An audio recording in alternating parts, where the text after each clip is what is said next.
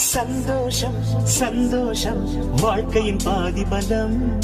சந்தோஷம் இல்லை என்றால் மனிதர்க்கு ஏது பலம்? புயல் மையம் கொண்டால் மழை மண்ணில் உண்டு. எந்த தீமைக்குள்ளும் சிறு நன்மை உண்டு. ஓ